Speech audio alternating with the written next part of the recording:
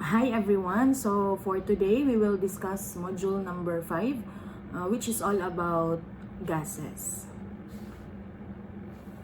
So let's have first an overview of the physical states of matter. So under appropriate conditions of pressure and temperature, most substances can exist as a solid, a liquid, or a gas. Several other aspects of their behavior distinguish gases from liquids and solids. So number 1, we have here, gas volume changes greatly with pressure. So it means, we already know that gases are highly compressible. So when gases is subjected with pressure, so of course the volume will decrease, if imuhang i-increase ang pressure sa gas, mo decrease ang iyahan na volume. Okay, so for example, you have a balloon filled with air. If you will squeeze the balloon, so you are applying pressure, so the volume decreases. So that is for number 1. We also have here, gas volume changes greatly with temperature. So it means nga kung increase ang imong temperature, then definitely the volume of gas also increases, kay mo expand man siya, for example, the hot air balloon, ang principle sa hot air balloon, so imuhang initon ang air inside the hot air balloon. So tungod kay nainit siya, mo expand siya. So ang nahitabo, for the same amount of gas present inside the hot air balloon, so for the same amount of mass, nidako ang iyang volume, so ang iyang density ni decrease, so lesser ang iyang density compared sa air outside. Therefore mo nang mo float siya because the density of air inside the balloon is lesser than the density of the air outside, so mo na siya mo float siya. Then we have number 3, gases have relatively low viscosity. So unsa man day ng viscosity? What is viscosity? So it is a measure of fluids resistance to flow. Meaning, kung low viscosity siya, mas dali siya mo flow, Mas mo flow siya. Mas easy ang iyang movement. So for example, gases has low viscosity. What other fluids man? For example, si honey has high viscosity. High viscosity compared to gases, kay dili man kay siya mo flow, kung mayabo si honey, mas dili kay siya mo flow compared to gases. Then we have here, most gases have relatively low densities under normal condition. So gases have much lower densities compared to solids and liquids. This is because the molecules in gases are spaced far apart, while in solids and liquids, the molecules are closely packed together. So, muna reason. And lastly, for number 5, gases are miscible. So, saan miscible? Kanang dali siya mo mix. So, gases can mix with one another in any proportion. So, compared to liquid or solid, mas dali mo mix with one another si gases. Then, we now proceed to gas pressure and its measurement. We have here the definition of pressure, which is equal to force over the surface area, kung asa nimo gi-apply ang imuhang force. So, Earth's gravitational attraction pulls the atmospheric gases towards its surface, where they exert a force on all objects.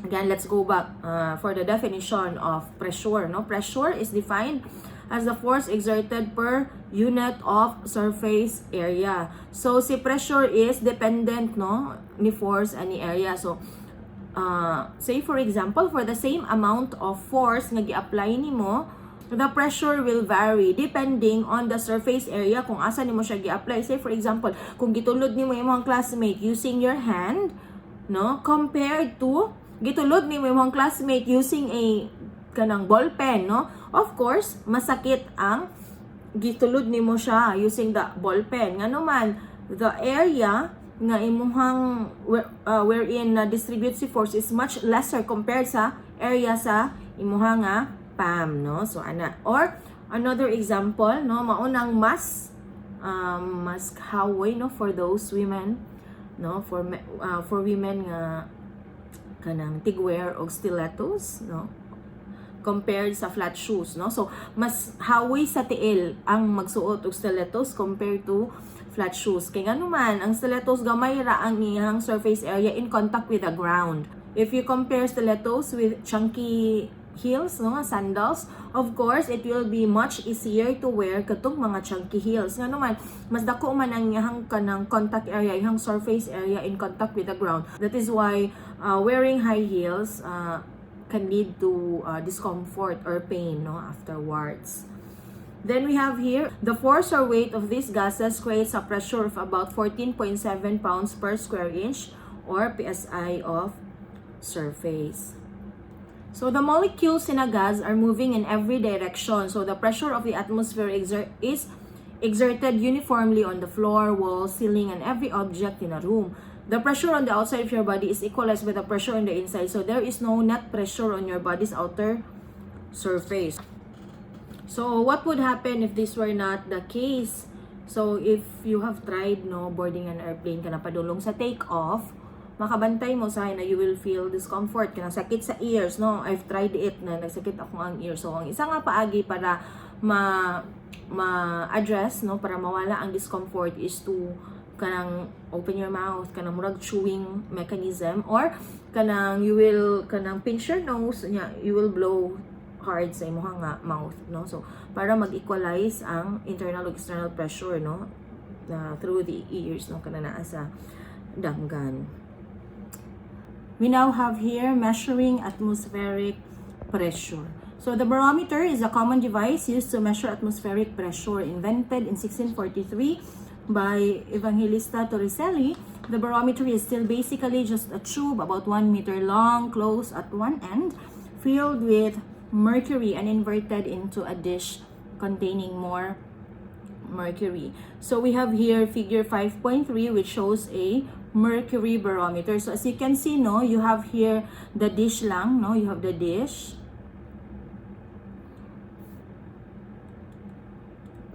Then you have here a tube, no, tube sa barometer. So the diameter of the tube here, no, does not matter ani sa barometer. Ang iyahan ang gi-measure is the height of the mercury nga musaka ani. Again, no, kanang the height of the mercury inside the tube rises until the weight of the mercury equals the atmospheric pressure, no? So regardless if the tube regardless of the diameter of the tube, no, so maura gini ang height ngayang sakahan, okay? We have the formula for fluid pressure is equal to density times G times H, no? So ang matter agad is the height of the fluid inside the tube. So since the pressure of the mercury column is directly proportional to its height, a unit commonly used for pressure is millimeter mercury. So the height of the column in millimeters. So at sea level and 0 degrees Celsius, normal atmospheric pressure is 760 millimeter mercury. And at the top of Mount Everest, the atmospheric pressure is only about 270 millimeter mercury. Thus, pressure decreases with altitude because the column of air above the sea is taller and weighs more than the column of air above Mount Everest. So note that for a given pressure, the ratio of heights of the liquid columns is inversely related to the ratio of the densities of the liquid, no? So you have here height of water over height of mercury is equal to the density of mercury over the density of water. So again, if makalimot mo ani, if ever you will forget this relationship, always go back lang gid mo sa fluid pressure, no? Fluid pressure is equal to rho GH, no? So if we are using water, no, as our medium sa ato ang barometer, no? So you have fluid pressure is equal to density of water times G times the height of water. And if you are also using kanang mercury, no, so fluid pressure is equal to density of mercury times G times the height of mercury. So, if same pressure na ganing ang niyahang gi-measure, no? So, we can equate the two.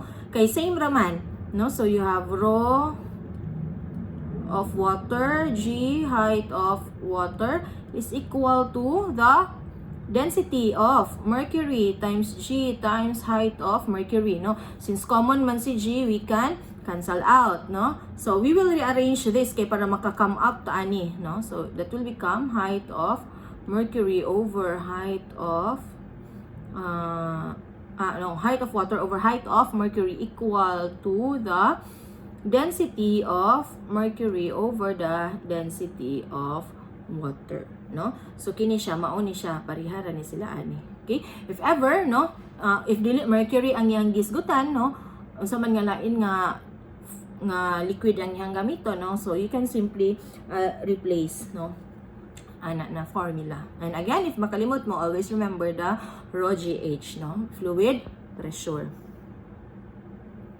Then we have different units of pressure, no? Again, pressure results from a force exerted on an area. So the SI unit of force is the Newton. And the SI unit of pressure, therefore, is the Pascal, equivalent to 1 Newton per square meter. Then a much larger unit is the standard atmosphere.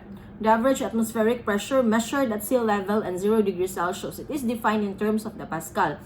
So we have here another unit of pressure, which is atmosphere, no? Kung may galing og 1 atmosphere, that is equivalent to 101.325 kilopascal or 101,325 Pascal. Then we have another common unit is the millimeter of mercury, which is based on measurement with a barometer. So in honor of Torricelli, this unit has been named the torr, no? So we have here 1 torr is equivalent ra sad siya og 1 millimeter mercury. And that is equal to 1 over 760 atmosphere or 101.325 over 760 kilopascal. The bar is coming into more common use in chemistry. So 1 bar is equal to 0.1 megapascal. So we have here table 5.1 which shows some important pressure units used in various scientific fields, no? So mao ni siya ang magamit nato in converting, no? So we have here, no, ato na natin man-an na 1 atmosphere is equal to 101.325 kilopascal equal to 14.7 PSI equal to 760 millimeter mercury, no? So the rest pwede na ni siyang ma-derive, no? So mao na yung timanan 101.325 and 14.7 PSI and 760 millimeter mercury. So we have here example 6.1 converting units of pressure.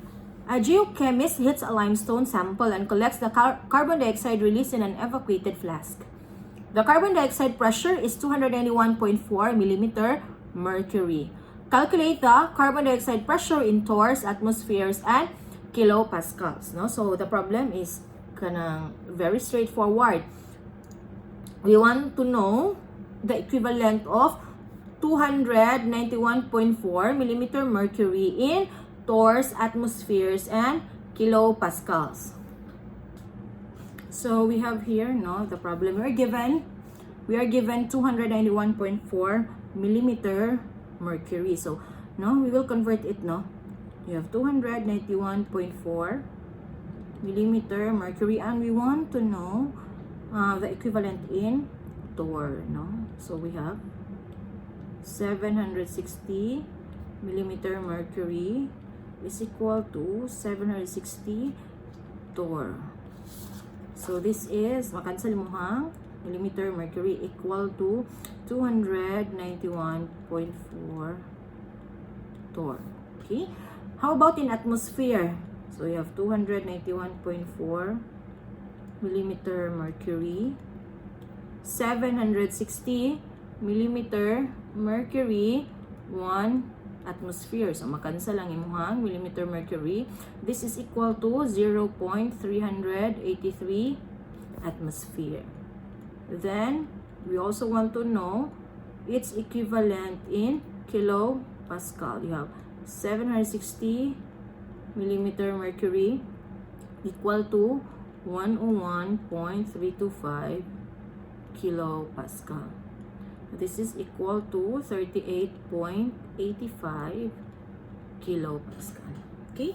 So, we now go to the gas laws and their experimental foundation. So the physical behavior of a sample of gas can be described completely by 4 variables: pressure, volume, temperature, and amount. No? So, may it be number of moles or in terms of mass. So, the variables are interdependent. Any one of them can be determined by measuring the other 3. So, 3 key relationships exist among the 4 variables. You have the Boyle's, Charles, and Avogadro's laws. So, each of these gas laws expresses the effect of one variable on another, with the remaining 2 variables held constant. So, these 3 laws are special cases of an all-encompassing relationship among gas variables called the ideal gas law. So, this unifying observation quantitatively describes the state of a so-called ideal gas, one that exhibits simple linear relationships among volume, pressure, temperature, and amount. So, although no ideal gas actually exists, most simple gases such as nitrogen, oxygen, and hydrogen, and the noble gases show nearly ideal behavior at ordinary temperatures and pressure. So, ideally, no, wala yun siya, no ideal gas actually exists, no? But for simplification, no, for problem solving, we can treat them as ideal gas, no? So, there are 2 conditions, no, para ma-consider. There are 2 conditions for ideal behavior, no, so that a gas can be treated as an ideal gas, no. Number 1, no, at low pressure and high temperature, no, mao gina siya ang mao na siya ang condition for gases to behave ideally. So, ang kining gi-mention niya nga at ordinary temperatures and pressures, no, there are some gases, no, simple gases nga even if dili siya high pressure, even if dili siya low pressure and high temperature, moact gihapon siya as ideal gas. We have here first the Boyle's law. The great 17th century English chemist Robert Boyle performed a series of experiments that led him to conclude that at a given temperature, the volume occupied by a gas is inversely related to its pressure. So, we have here the statement of the Boyle's law. At constant temperature, the volume occupied by a fixed amount of gas is inversely proportional to the applied external pressure, no? So here, sa Boyle's law, ang fixed or ang constant is the temperature and the amount of gas, no? So if the pressure in a gas increases, its volume decreases and vice versa. Provided that the temperature and the amount of gas remains constant. So, isa na observation ani is if you will get a syringe, no? Kanay syringe ani muhang sampungan ang pikas na end, no? So, if imuha siyang i-push, no? Ang katong syringe. So, imong gi-increase ang iyang pressure, no? So, if you have a syringe, imuha na siyang sampungan, again, if imuhang sampungan ang other end, no? Tapos imuhang i-push ang katong plunger by term na sa iyang other end. So, ma-observe na to, no, nga ang iyang pressure ni increase, no? Kay ma-feel man sa ma-feel nimo na sa imuhang finger, no? If imuhang na siyang button, ma-feel nimo nga the pressure increases, pero ang volume, no, ang volume sa gas ning decrease. So, mao na siya isang example, no, to visualize the Boyle's law. So, this relationship can also be expressed as PV is equal to constant, no? Or, volume of a gas is equal to constant over the pressure. So, the constant is the same for the great majority of gases. Thus, tripling the external pressure reduces the volume to 1/3 its initial value. Having the external pressure doubles the volume, and so forth. No, so let's try if tinuod ba na if we will triple the external pressure, ang volume, the new volume will be 1/3 of its initial value, no? So from here, no, nari na ta. So your P2 is 3 times your P1, no? So atong tanawon, you have V1 over V2 is equal to P2 over P1. So V1 over V2 is equal to, what is our P2? 3 P1 over P1. So makancel lang ato ang P1. So we have V1 is equal to 3 V2, or V2 is equal to 1/3 of your V1. Okay, so tama yang giingon nga 1/3 of its initial value ang imong new na volume. Okay, let's continue. One question raised by Boyle's work was why the pressure-volume relationship holds only at constant temperature. It was not until the early 19th century, through the separate work of the French scientists J.C. Charles and J.L. Gay-Lussac, that the relationship between gas volume and temperature was clearly understood. So the modern statement of the volume-temperature relationship is known as Charles' law. At constant pressure, the volume occupied by a fixed amount of gas is directly proportional to its absolute or Kelvin temperature, no? So Charles' law, pressure and the amount of gas is fixed, while ang mo vary is the volume and the temperature. Take note that in solving gas problems, your temperature should be in absolute value or in Kelvin scale para sakto, so that you can get a correct answer, no? So again, the statement of Charles' law is that the temperature of a gas is that when a temperature of a gas increases, the volume also increases, no? And vice versa, no? Kung mo decrease ang temperature, mo decrease sad ang iyahan na volume. Okay, so isa na pwede na to i-visualize ana is if you have a balloon. Tas, I don't know if you have observed, but during kanang tinginit, no, og maintan ang balloon, mubuto siya, no?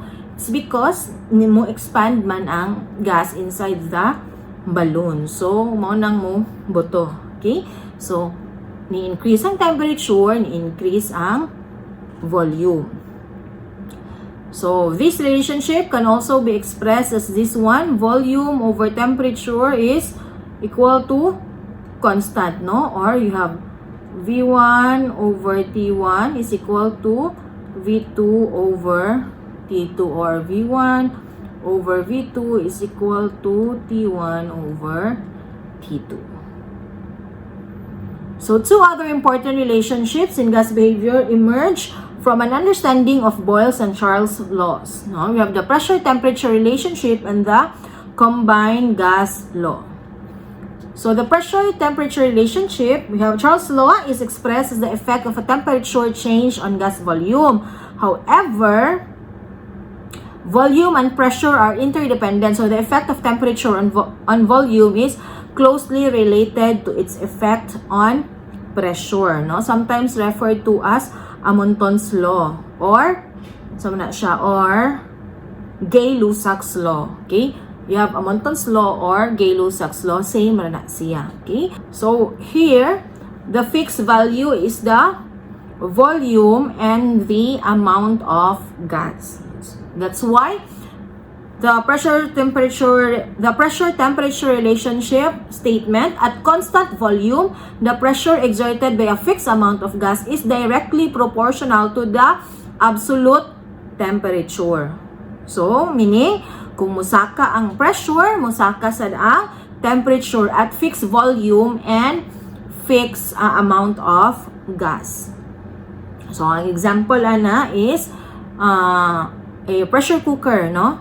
Nag-demonstrate ng pressure cooker sa Gay-Lussac's or Amonton's law.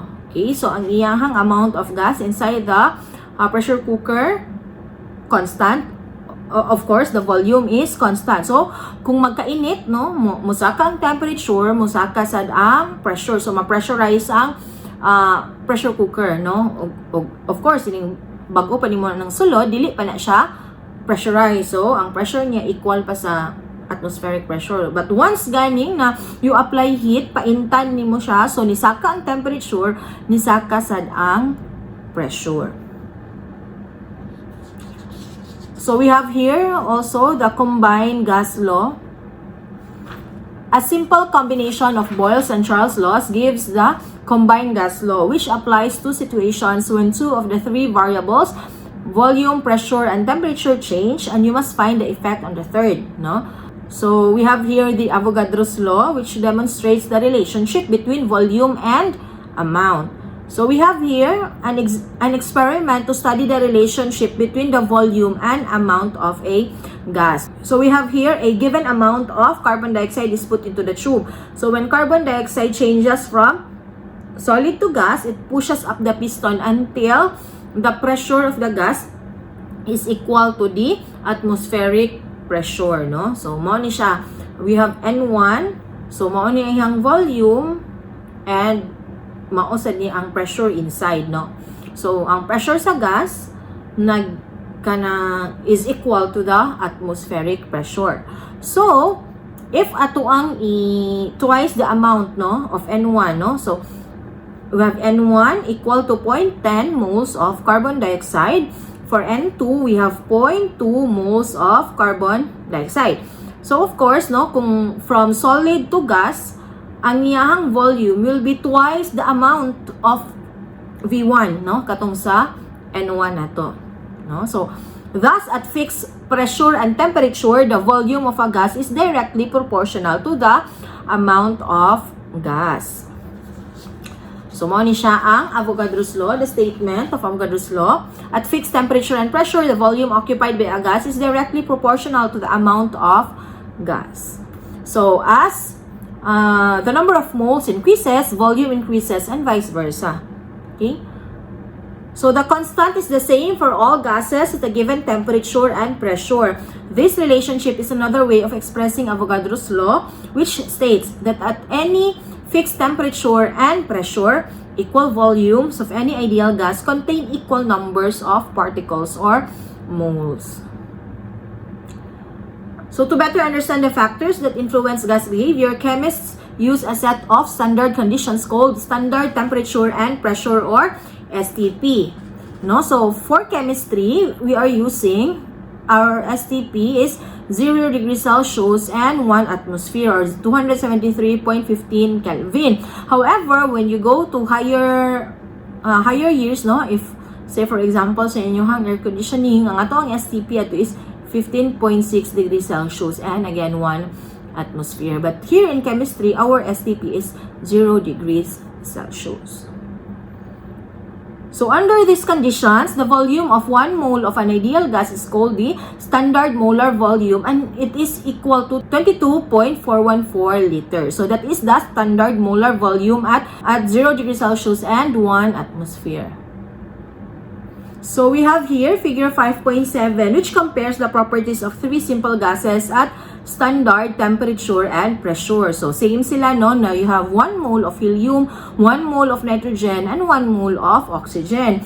They have the same pressure, temperature, and of course volume, no? This is at standard temperature and pressure. So at standard temperature and pressure, the standard molar volume is equivalent to 22.4 liters, no? So same, naghapon silang tulo.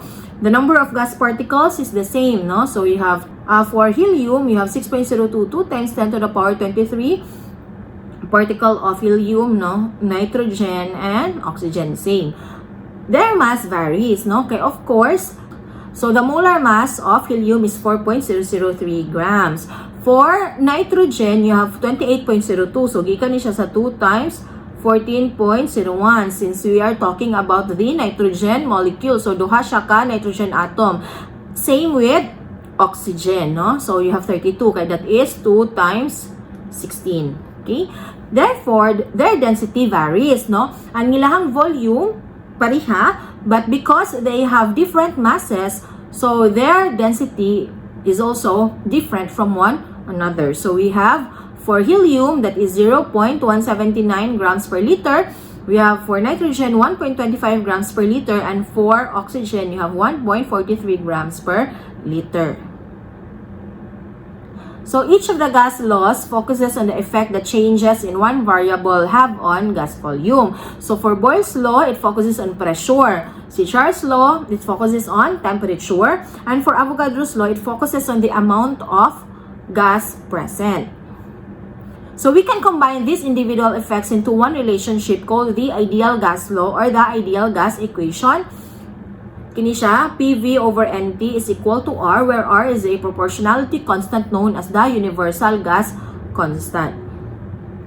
So rearranging gives the most common form of the ideal gas law. You have the PV is equal to nRT. Okay? So there are instances, no? PV is equal to nRT or PV is equal to mRT. So here we are talking about the mass. So of course, your R will have a different value, no? Compared to your R when using the number of moles. So we can obtain a value of R by measuring the volume, temperature, and pressure of a given amount of gas and substituting the values into the ideal gas law. For the numerical value of R, no, we have R equal to 0.0821 atmosphere liters per mole Kelvin. So this is at standard temperature and pressure. So this numerical value of R corresponds to the gas variables P, V, and T expressed in these units. So R has a different numerical value when different units are used. So for example, R has the value of 8.314 joules per mole joules per mole Kelvin. Okay? So we have here example 6.2, applying the volume pressure relationship. Boyle's apprentice finds that the air trapped in a J tube occupies 24.8 cubic centimeter at 1.12 atmosphere. By adding mercury to the tube, he increases the pressure on the trapped air to 2.64 atmosphere. Assuming constant temperature, what is the new volume of air in liters? So the problem is specifically asking for the volume of air in liters. So since here the problem mentioned that temperature is constant, no, and we have a J tube, no, excuse my drawing kay persang mauta. Okay, so initially, no, we have here kanang what's inside, ang mercury, no nga na. So naa diri nga part, no, in here is the trapped air. So since closed man siya, no, therefore your N also is constant, meaning walay ning sudlain, walay nadugang nga air, wala po ni escape, no. So because by adding mercury, no, the pressure in this part increases, no. So ang iyang question, what is the new volume? Okay, so if we will apply the volume pressure relationship, we know that pressure is inversely proportional to the pressure, which means now we have V1 over V2 is equal to P2 over P1. So the problem is asking for the new volume, no, if the pressure is increased, no. So V2 is equal to V1 P1 over P2. Okay? So kana mo saka kana. Okay. So it's very simple now. You have to substitute lang the values. Our initial volume is 24.8 cubic centimeter times, what is our P1? 1.12 atmosphere over 2.64 atmosphere. So makancel ang atmosphere, we are left with cubic centimeter. So this is equal to 10.52 cubic centimeter. So this is your new volume. So So the volume pressure relationship holds true, no? If you increase the pressure, the volume of the gas or the air will decrease, no? So from 24.8, they decrease siya into 10.52 cubic centimeter. But again, the problem is asking for the volume in liters. So we will convert, no? So 1 cubic centimeter, 1 ml, you have 1,000 ml, 1 liter, no? So your volume in liter is equal to P2 in liters is equal to 0.01052 liters.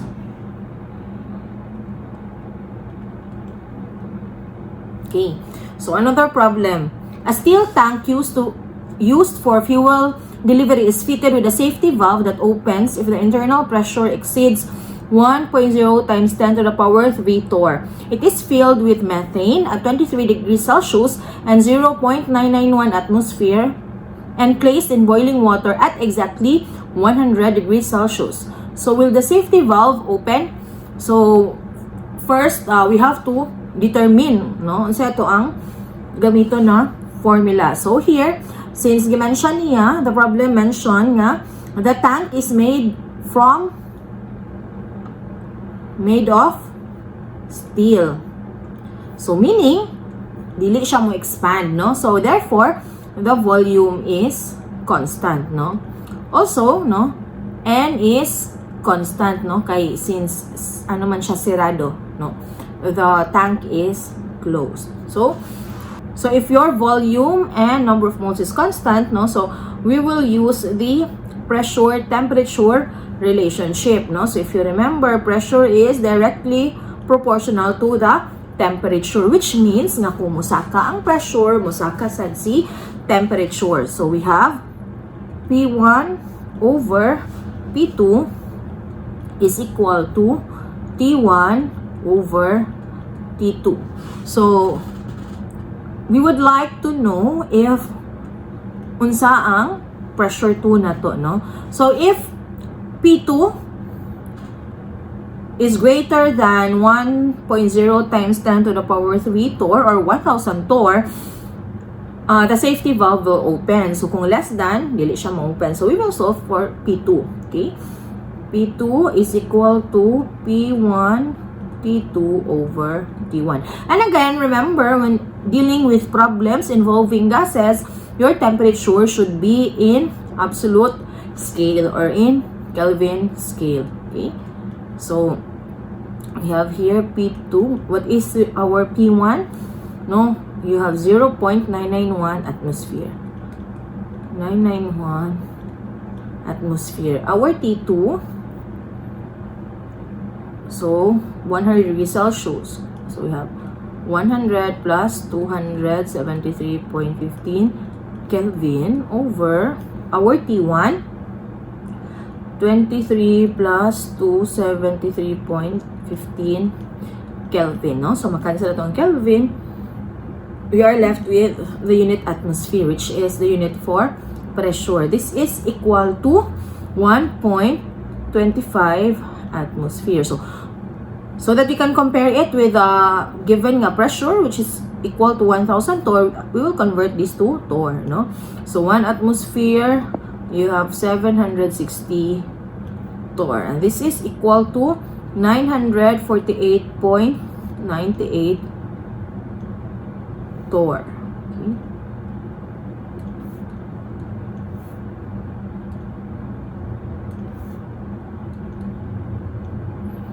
So this is much lesser than 1,000 torr, no?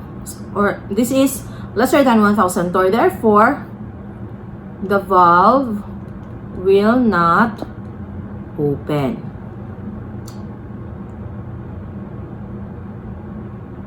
Okay, another example. Applying the volume amount relationship. A scale model of a blimp rises when it is filled with helium to a volume of 55 cubic decimeter. When 1.10 mole of helium is added to the blimp, the volume is 26.2 cubic decimeter. How many more grams of helium must be added to make it rise? Assume constant temperature and pressure. So, our temperature and pressure are constant, no? So, temperature, constant sad. So, ang iyahang question is, how much more grams of helium will we add to the blimp so that it will rise, no? Okay, so we have here, initially, no, when we have 1.10 mole, no, that is our N1. 1.10 mole of helium, the volume of the blimp is equal to 26.2 cubic decimeter. So the blimp will rise, no, if our V2 is equal to 55.0 cubic decimeter. So the problem is asking, no, how much more grams of helium will we add? If initially the blimp has already 1.10 moles of helium inside. So first we will look for N2, no? So again, applying the volume amount relationship, no? Volume is directly proportional to the amount of directly proportional to the number of moles, meaning if the volume will increase, the number of moles also increases. Okay, so we have V1 over V2 is equal to N1 over N2, and we are interested for our N2, so N2 is equal to N1 V2 over V1. Okay, so we have here this N1 1.10 moles times our V2 55.0 cubic decimeter over what is our V1 26.2 cubic decimeter. So makansel lang ato ang decimeter, we are left with moles. This is equal to 2.31 moles of helium. Okay, so the blimp should have 2.31 moles of helium inside in order for it to rise. However, ang pangutana is pila atong idugang, pila atong ipuno, no? If initially it has already 1.10 moles, no? So the number of moles of helium to be added is equal to the N2 minus N1, no? What is N2? 2.31 moles minus our N1 1.10 moles. This is equal to 1.21 moles of helium, no? So mao na yato ang amount of helium nga ipuno. However, again, grams man ang yang ipang. So we will convert, no? So we have 1.21 moles of helium. Okay, 1 mole of helium, you have 4.0 grams of helium. Okay, cancel yung moles, you are left with grams, and this is equal to 4.84 grams of helium. So that is the amount of helium that you will add, no, sa blimp in order for it to rise. Another example. A steel tank has a volume of 438 liters and is filled with 0.885 kilograms of oxygen. Calculate the pressure of oxygen at 21 degrees Celsius. So, ang iyahan na pong gipangutana, the problem is asking for the pressure. So, using the formula for the ideal gas law, you have PV is equal to nRT. We are looking for the pressure, no? So, pressure is equal to nRT over V. Okay, so number of moles, this is we are given 0.885 kilograms, no? So we will convert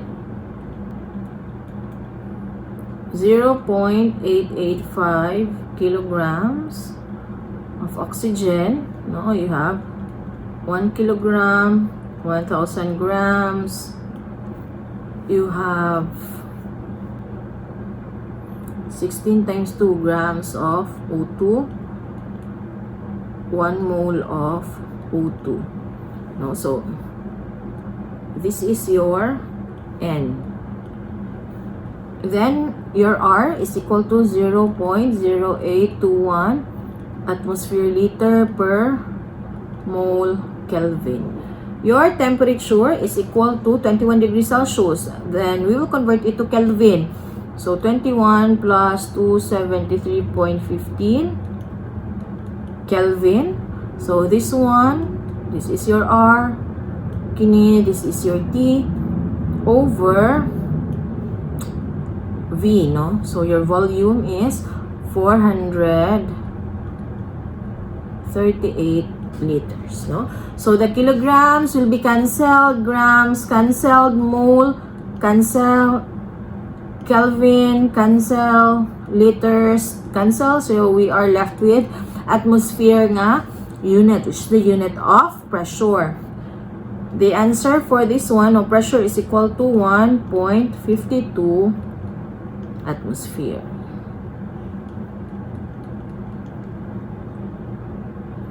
Then we have here further applications of the ideal gas law. So the density of a gas. So 1 mole of any gas occupies nearly the same volume at a given temperature and pressure. So differences in gas density depend on differences in molar mass. All gases are miscible, but if 2 or more gases are not thoroughly mixed, a more dense gas will sink below the less dense ones. So we can rearrange the ideal gas law to calculate the density of a gas from its molar mass. Recall that the number of moles is the mass divided by the molar mass. No? You have here, for the molar mass, the unit is grams per mole, no? So this is M, this is N, number of moles, no? So if we will rearrange, N is equal to mass over the molar mass, this one. So substituting for N in the ideal gas law, now we have PV is equal to nRT. Then we have to substitute N with this one. So PV is equal to M over the molar mass times the universal gas constant and the temperature. So this one, same na sila. So rearranging to isolate M over V. So again, this is the form, no? So this is the form. PV is equal to M over the molar mass RT. So we will rearrange, no? Kini PVM is equal to MRT over 1 over 1 over V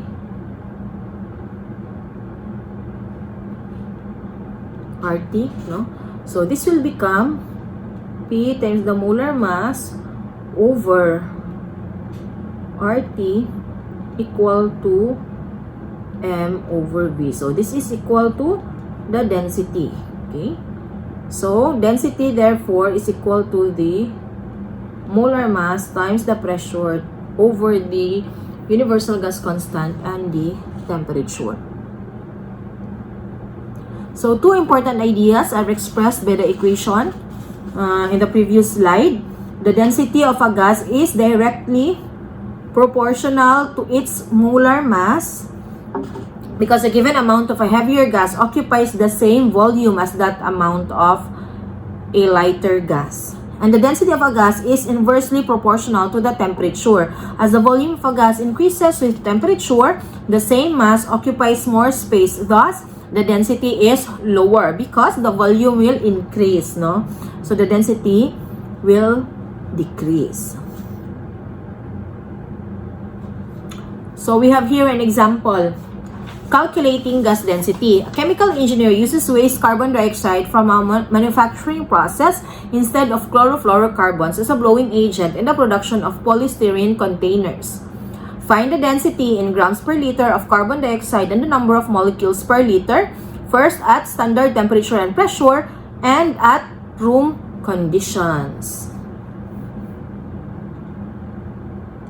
So we have here for letter A, again the problem is asking for the density and the number of molecules per liter.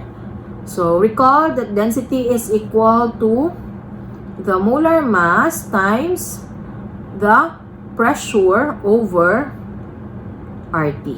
Okay? So, what is the molar mass?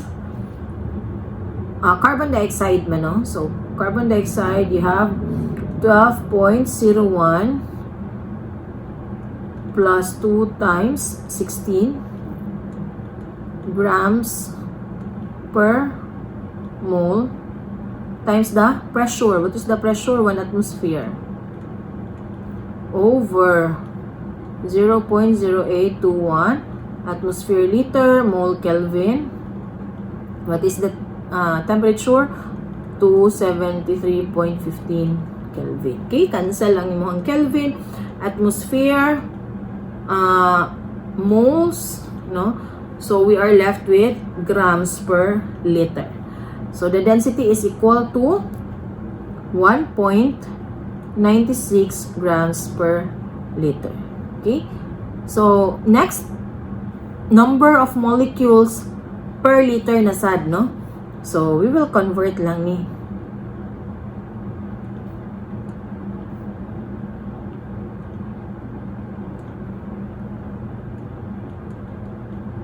Okay? So we have here, this is for carbon dioxide man, no? You have 12.01 plus 2 times 16 grams 1 mole. Then 1 mole you have 6.022 times 10 to the power 23 molecules of carbon dioxide, no? So makancel mo ang grams, moles, and you are left with molecules of carbon dioxide per liter. This is equal to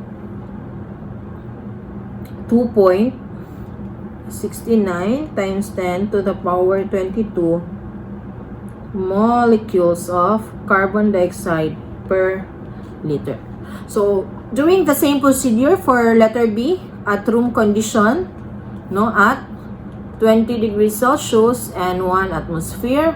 The density, no, you should be able to get the value of your density equal to 1.83 grams per liter. And for the molecules of carbon dioxide per liter equal to 2.5 times 10 to the power 22 molecules of carbon dioxide per liter. Then we have here the molar mass of a gas. So we can determine the molar mass of an unknown gas or volatile liquid, one that is easily vaporized. No, so we have already this formula. So molar mass therefore is equal to M times R times T over PV, or if we will isolate this one, this is density. So density times RT over pressure. So let's have this example. An organic chemist isolates a colorless liquid from a petroleum sample. She places the liquid in a flask and puts the flask in a boiling water bath, which vaporizes the liquid and fills the flask with gas. She closes the flask, reweighs it, and obtains the following data. Volume of flask equal to 213 ml. Temperature equal to 100 degrees Celsius. Pressure 754 torr. Mass of flask plus gas is equal to 78.416 grams. Mass of empty flask is equal to 77.834 grams. Calculate the molar mass of the liquid. So the problem is asking for the molar mass. So what will we do first, no? So we will use the ideal gas law for this problem, but we have to identify first what is the mass of the gas. Okay, so the mass of the gas is equal to the difference, equal to this one, no? Difference of the mass of flask plus gas minus the empty, no? So you have 78.416 minus 77.834 grams equal to 0.582 grams. So this is the mass of the gas. Okay, so again, ang problem is asking for the molar mass. So Okay, so using the ideal gas equation, PV is equal to nRT, and recall that molar mass is equal to M over N, no? Or rearranging, N is equal to M over the molar mass. So we will substitute this one in the ideal gas equation. So this will become PV is equal to M over the molar mass times RT. And we are particularly interested for the molar mass. So rearranging again the equation, this will become M RT over PV, no? So we can now solve for the molar mass. Our M is equal to 0.582 grams. Our R is equal to 0.0821 atmosphere liter per mole Kelvin. What is our temperature? 100 degrees Celsius times 100 plus 273.15 Kelvin over, what is our pressure? 754 torr. We have 760 torr, 1 atmosphere. And our volume is 213 ml. We have 1000 ml, 1 liter. Okay? So, makancel ang atoang Kelvin, no? Makancel ang atong torr, ang atong ml, ang atong liters, ang atong atmosphere. So, ang mabilin is grams per mole, which is the unit for the molar mass. So, your molar mass is equal to 84.34 grams per mole. So, that is the molar mass of the liquid. So, let's now proceed to the partial pressure of a gas in a mixture of gases. So, the ideal gas law holds for virtually any gas, whether pure or a mixture, at ordinary conditions for two reasons.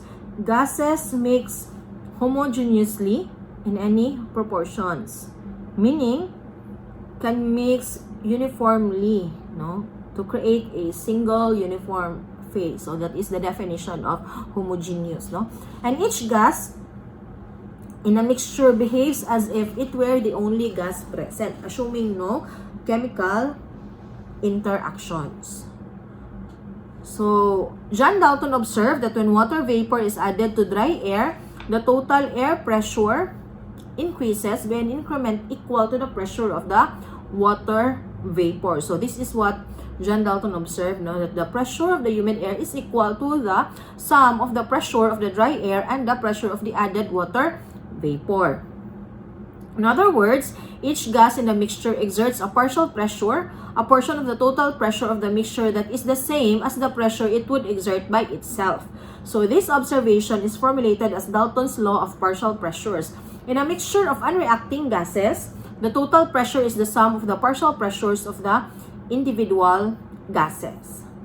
So as an example, suppose you have a tank of fixed volume that contains nitrogen gas at a certain pressure, and you introduce a sample of hydrogen gas into the tank. So each gas behaves independently. So we can write an ideal gas law expression for each. So we have here the ideal gas law for nitrogen and for hydrogen, no? So ang ni-vary nila is the number of moles. Okay? So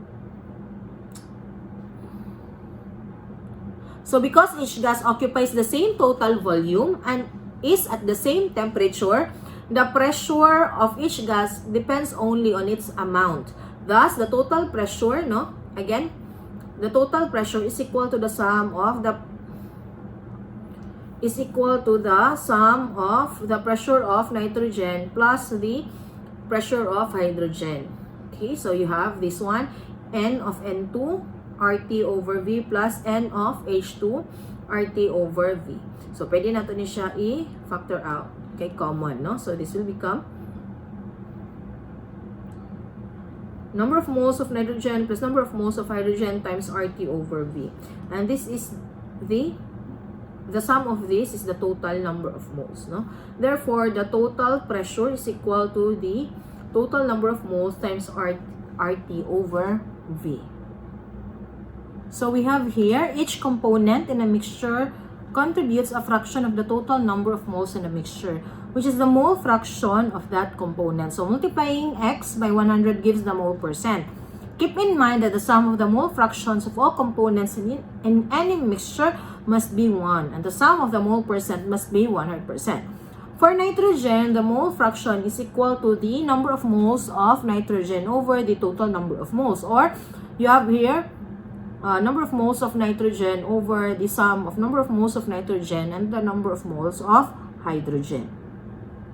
So the total pressure is due to the total number of moles. So the partial pressure of gas A is the total pressure multiplied by the mole fraction of A, which is X sub A. Therefore, pressure of A is equal to X sub A times the total pressure. So we have here an example.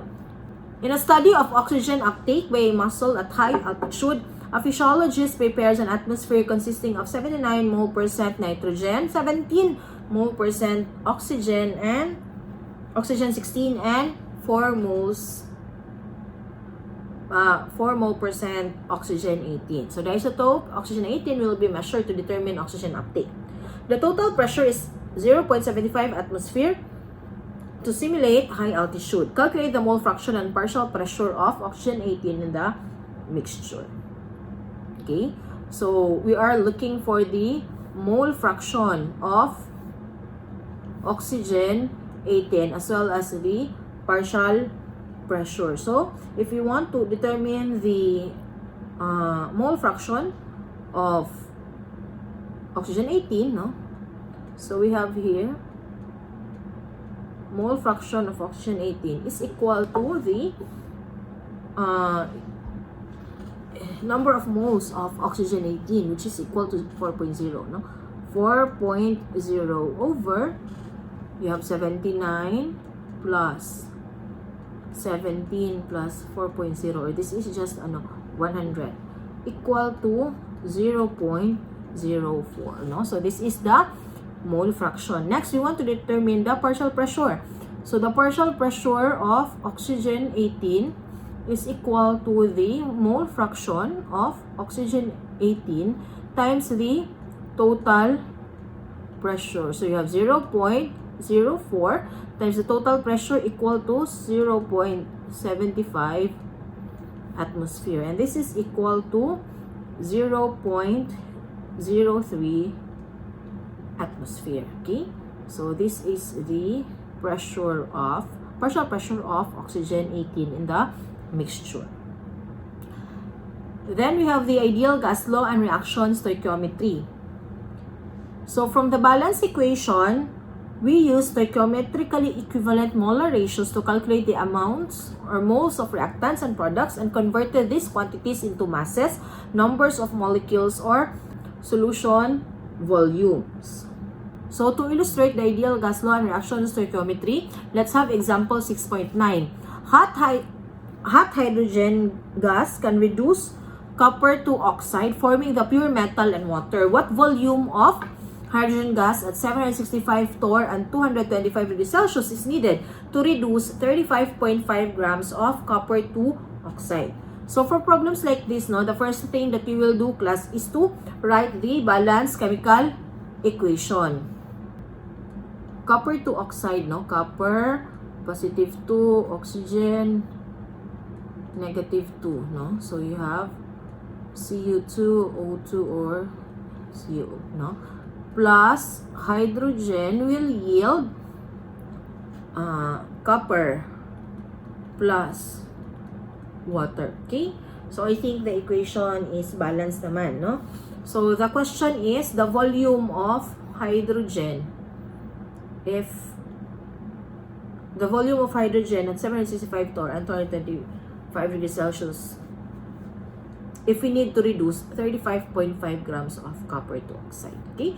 So let's start with 35.5 grams of copper to oxide times, you have 35.5 grams of copper to oxide, we have 63.5 0.55. This is the atomic mass of copper plus the atomic mass of oxygen, no, grams of copper 2 oxide, 1 mole of copper 2 oxide. From the balanced chemical equation, for every mole of copper 2 oxide, we will need 1 mole of hydrogen. Okay, so this is equal to how much?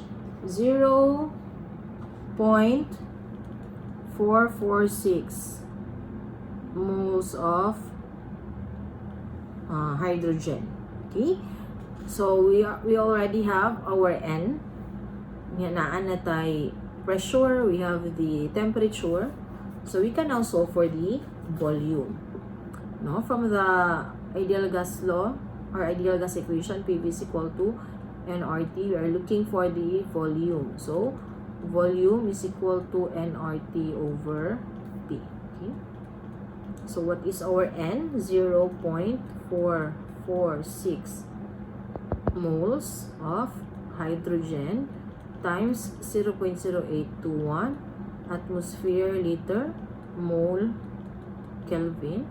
Our temperature, we have 225 plus 273.15 Kelvin. So again, we have to convert the temperature into Kelvin over pressure 765 torr. 760 torr 1 atmosphere. So cancel lang ato ang torr, ato ang moles, cancel, Kelvin, cancel, atmosphere, cancel. We are left with liters. And this is equal to 18.13 liters. So this is the volume of hydrogen gas needed to reduce 35.5 grams of copper 2 oxide. Another problem which involves limiting reactant problem. Okay, so we have here what mass of potassium chloride forms when 5.25 liters of chlorine gas at 0.95 atmosphere and 293 Kelvin reacts with 17 grams of potassium. No, so we are given two amounts of reactants. We have 5.25 liters of chlorine gas at 0.95 atmosphere and 293 Kelvin and 17 grams of potassium. So if we are given, so for problems like this, no, the first thing we will do is to write the balanced chemical equation. Potassium plus chlorine gas will yield potassium chloride, no? So para ma-balance, we write here 2 here. So the equation is now balanced. Next, let's determine the number of moles of chlorine gas, no? So from the ideal gas law, PV is equal to nRT. Rearranging for us to get N. So N is equal to PV over RT. So what is our pressure? We have 0.95 atmosphere. Our volume, 5.25 liters. Our R, you have 0.0821 atmosphere liter mole Kelvin. Temperature, 293 Kelvin. So cancel yung Kelvin, ang imong atmosphere liters, and you are left with mole equal to 0.207 moles of chlorine. Next, we will determine which of the reactant is limiting. Is it chlorine or potassium, no? So we have here 0.207 moles of chlorine. From the balanced chemical equation, for every 1 mole of chlorine, you will be able to produce 2 moles of potassium chloride. Okay.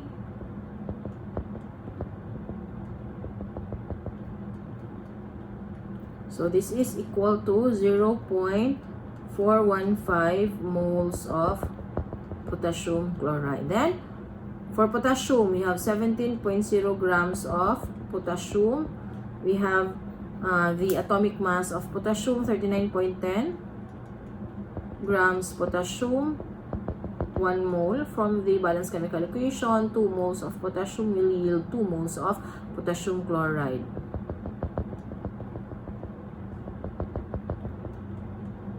Okay, so makansel itong grams of potassium, moles of potassium, and we are left with moles of potassium chloride equal to 0.435 moles of potassium chloride. So Since 0.415 is lesser than 0.435, therefore our limiting reactant is chlorine. So we will use this value to calculate the amount of potassium chloride na ma-form. Okay? So we have here 0.41.